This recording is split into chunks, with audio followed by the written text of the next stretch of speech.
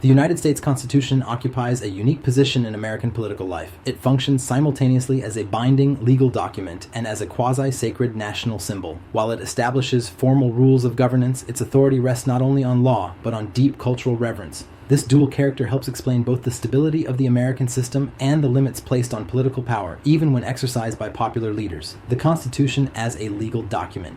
At its most basic level, the Constitution is a legal framework. It defines the structure of government, allocates powers among institutions, and establishes mechanisms for lawmaking, enforcement, and adjudication. Courts interpret it, legislators operate within it, and executives swear an oath to uphold it. Yet legal enforceability alone does not explain the Constitution's durability. Many countries possess written constitutions that are frequently ignored, suspended, or replaced. The endurance of the U.S. Constitution cannot be understood solely in institutional terms. The Constitution as a quasi-sacred national symbol beyond its legal function, the Constitution operates as a symbol of national identity and political legitimacy.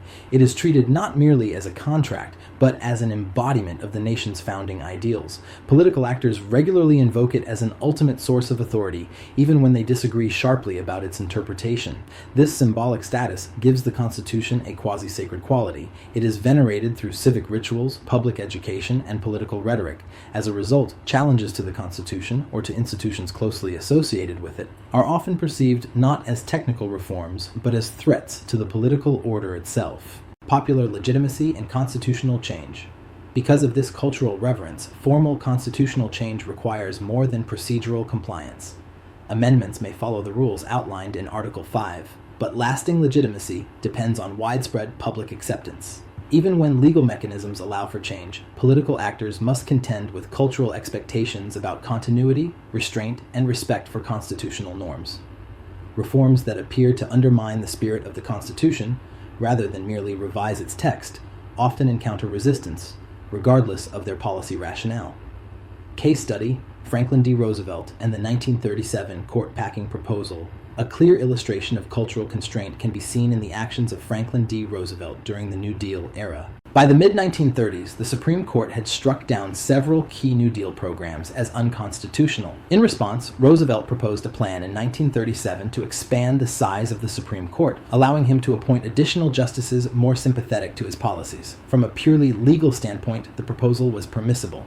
The Constitution does not fix the number of Supreme Court justices, and Congress has the authority to change it. Roosevelt was also at the height of his popularity, having won a landslide re-election. Despite this, the proposal faced intense public and political resistance. Public resistance and judicial independence opposition to the court-packing plan was not primarily rooted in partisan disagreement over New Deal policies. Instead, resistance reflected a deep cultural commitment to judicial independence and to the separation of powers. Many Americans viewed the proposal as an attempt to politicize the judiciary and weaken a core constitutional safeguard. Even supporters of Roosevelt's broader agenda feared that altering the court for short-term political gain would undermine the long-term integrity of the constitutional system. The proposal ultimately failed, not because it was illegal, but because it violated widely held cultural norms about how power should be exercised. Cultural constraints on political leadership. The court-packing episode demonstrates that political culture can constrain even highly popular leaders. Formal authority, electoral success, and legal permissibility do not guarantee legitimacy if actions conflict with entrenched cultural expectations.